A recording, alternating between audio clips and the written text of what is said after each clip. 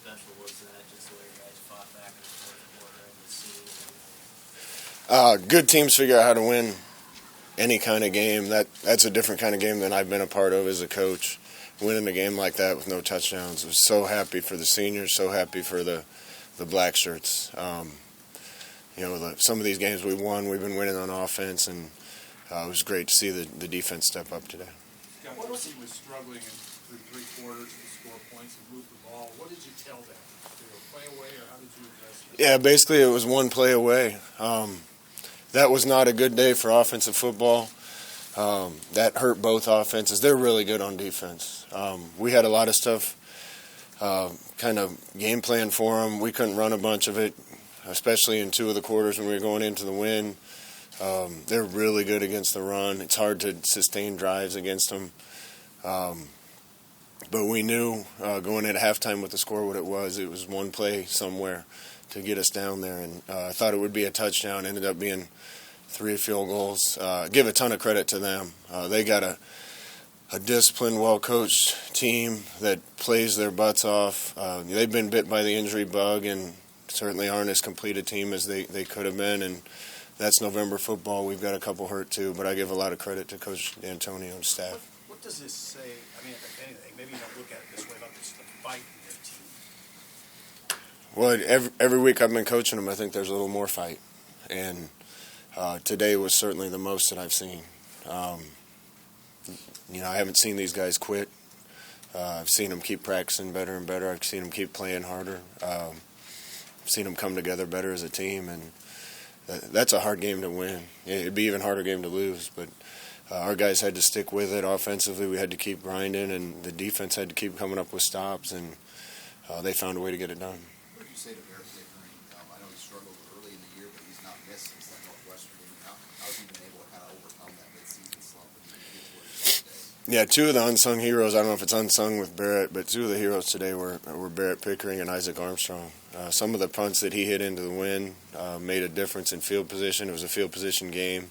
Barrett hitting the 2 field goals and had enough confidence in him at that point to let him go out and try a long one, and he buried it. Turned out to be the difference. So, you could pick about a dozen guys on our team that have gotten just infinitely better as the year's gone along, and those guys are kind of representative of our whole team. You say the team's gotten tougher. Why do you think it's happened, and how? Toughness is mentality, I think, and it's also easier to be tough when you care more, and I think both those things have gotten better. What did you think of Antonio Reed's performance and also the forced fumble that kind of turned the game a little bit for you? Antonio's another one. He was kind of up and down at the beginning of the year. He's certainly as talented a guy as we have on defense. But talent doesn't matter if you're not doing everything the right way, you're not in the right place. Antonio is that guy now, and it showed today. He was certainly the hero of our defense today, and I couldn't be happier for him. On senior day, last game at Memorial Stadium, that's a great way to go out, and so my hat's off to Antonio. When did you realize it was going to be kind of a street fight type of game where you had to kind of not do all the things you wanted to do? I mean, did you figure it out in warm-ups, just with conditions, how bad it was going to be right away? Yeah, probably warm-ups. I laid in bed last night with my fingers crossed and hands folded in prayer, hoping that we'd be able to throw it. Going into the game, I think they were giving up 270 a game in the passing game or something, 70 yards rushing. So I knew it would make it harder on us if we weren't able to throw. We tried to come out in the first drive and just run our offense, and it was pretty obvious after that we had to kind of flip the script on our game plan. And again, a lot of credit to them. That's as good a run defense as we're going to play against. And on a day when it's tough for offenses, that's not a team you want to play. When the game's over, the snow's coming down, and you're coming off the field, you ask for the ball there, running off. What's that moment like for you after this season to have finished out with that?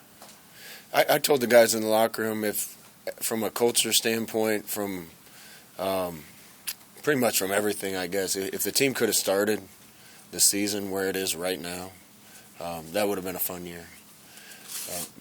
But some of the growing pains we had to go through, I think, were necessary. I'm I'm crushed for the seniors that we couldn't have gotten that done quicker.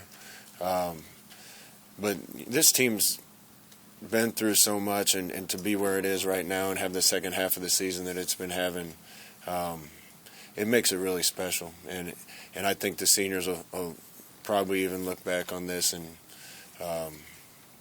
think this was a pretty special season after all. So what do you do with that ball? I didn't ask for the ball. Somebody came up and handed it to me, but I probably won't give it back to the equipment room. Given how tough it was to run the ball, what did it say about your offense and You know, Divine has been that guy for us ever since the Purdue game that we can hand the ball to. He's going to get tough yards. He's going to make plays. We needed one first down. We were in that situation a couple other times this year, and particularly at the Northwestern game. We didn't get a first down, and we had to punt to him and lost the game. And the offensive line did a great job blowing a couple holes open, and Divine went and got it. And I thought Mo ran harder today and made a couple big plays for us. You know, the guys just are playing with more toughness, more courage, and more passion, and that's a lot of fun to coach. You said a ton about this senior class setting the foundation for what's coming later. Given the way Antonio played and Traniel had that fourth down and the pass breakup that he had, and Devine on the first down, how fitting was it to see the seniors step up and close this out? Yeah, seniors stepped up big today. Antonio, Trey, Gerald and Tanner on the offensive line. Stanley broke a record today. Awesome to see. He deserves everything he gets. Just a bunch of guys. Divine going over 1,000. Some of these seniors are the guys that are carrying us, and couldn't be more happy for them and the success we're having here at the end. How would you describe Michigan State's playing style, and how do you feel like as the game wore on, you guys responded to that, especially in the fourth quarter when it looked like you guys were sort of delivering as well? You know, I kind of thought going into the game it'd be a throw-to-run game, not a run-to-throw game, just because they're stout. We just kind of had to keep grinding, and then particularly in the first and the third quarter when we were against the wind, we just kind of had to bide our time and try to get where we can open up our call sheet a little bit. Then when the fourth quarter hit, we took a few chances and tried to throw through a few shots on them, hit a couple, and that led to some points. Again, I got a ton of respect for them. They're not who they want to be on offense right now because they've had so many injuries. And, it'd probably been a different game if everybody on the field would have been healthy. JD certainly would have helped us and some other guys. But that's a really good team and a really well-coached team. You made a big decision to give them the win when they're going to get the ball to start the second half. Was that a tough call? And also that sequence early in the fourth quarter where you held them a field goal, did you feel like you kind of got some momentum out of that? Yeah, definitely.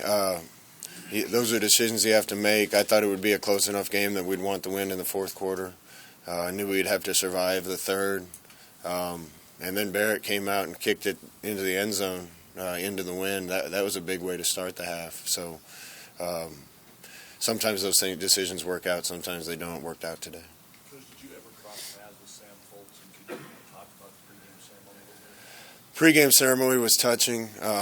I didn't know Sam. I know his family well now. I was actually in western Nebraska with a couple friends when the news came over the radio. So I was back visiting Nebraska when I heard. And, everything you hear about Sam is not just how good a player he was, but how good a person he was. Coach D'Antonio said the same thing about the other young man. And lives that end too soon is a tragedy. So we're sorry to see that happen, but that was pretty special what they did for him on the field today. One more for Coach. Was to happen JD today, or did you know coming in, like when you got it this morning, that he was coming in? We knew coming in this morning that he wasn't ready yet. Coach, senior day is always emotional. This one probably more so. Did you say anything at halftime about the guys keeping their emotions a little more under control in the second half? No, I don't think that's one of our problems, other than being smart when you get angry on the field, so we don't get any dumb penalties. But aside from that, I think we need to play with more emotion. And having the inspiration of playing for some of these guys, I think, added to our emotion today and our energy, and that might have been the difference. All right. Thank you. He's just got a little strain. He'll be all right.